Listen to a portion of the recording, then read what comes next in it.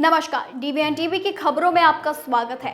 America ने चीन पर 245% का टैरिफ लगाया है, जिसे लेकर अब चीन का रिएक्शन सामने आया है। चीन के विदेश मंत्रालय ने गुरुवार को कहा कि अगर अमेरिका अपने टैरिफ नंबर गेम को जारी रखता है तो चीन आगे की बातचीत नहीं करेगा। ये प्रतिक्रिया व्हाइट हाउस की उस एक्शन के बाद आई है जिसमें कहा गया है कि चीन को अपनी जवाबी कार्यवाहियों के कारण 245% तक टैरिफ का सामना करना पड़ सकता है। मंगलवार को जारी एक पत्र के अनुसार व्हाइट हाउस ने विस्तृत जानकारी दी कि चीन के कुल टैरिफ में 125% का रेसिप्रोकल टैरिफ, फेंटेनाइल संकट से निपटने के लिए एक्स्ट्रा 20% टैरिफ और अनुचित व्यापार प्रथाओं से निपटने के लिए विशिष्ट वस्तुओं पर 7.5% से 100% तक का टैरिफ शामिल है।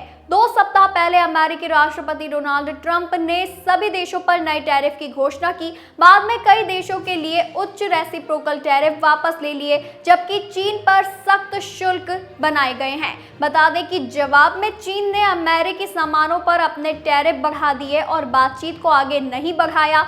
चीन ने तर्क दिया कि चर्चाएं केवल आपसी सम्मान और समानता के आधार पर ही हो सकती है। इस बीच अब अन्य देशों ने वॉशिंगटन के साथ द्विपक्षीय समझौते की तलाश शुरू कर दी है। पिछले सप्ताह चीन ने विश्व व्यापार संगठन में एक नई शिकायत दर्ज कराई, जिसमें अमेरिकी टैरिफ पर गंभीर चिंता व्यक्त की गई और वॉशिंगटन पर वैश्विक व्यापार संगठन के नियमों का उल्लंघन करने का आरोप लगाया।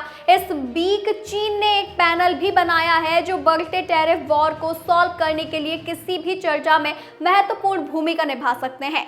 बता दें, चीन ने व्यापार जार वांग शोवेन की जगह ली चैंगोंग को नियुक्त किया, जो विश्व व्यापार संगठन में इसके दूत हैं। वॉशिंगटन ने संकेत दिया है कि राष्ट्रपति ट्रंप चीन के साथ व्यापार समझौते पर बातचीत करने के लिए तैयार है, लेकिन जोर देकर कहा कि बीजिंग को पहला कदम उठाना चाहिए, इस बात पर जोर देते हुए कि चीन को हमारे पैसे की जरूरत है। अमेरिकी सरकार ने चीन पर गैलियम, जर्मेनियम और एंटीमनी जैसी महत्वपूर्ण हाई टेक्निक वाली सामग्रियों तक पहुंच को जानबूझकर सीमित करने का आरोप लगाया है, जो सैन्य, एरोस्पेस और सेमीकंडक्टर क्षेत्रों के लिए आवश्यक है। इसके अलावा चीन ने हाल ही में 6 भारी रेयर अर्थ मेटल के निर्यात को प्रतिबंधित कर दिया है, जिससे वैश्विक आपूर्ति पर अधिक प्रभाव पड़ा है।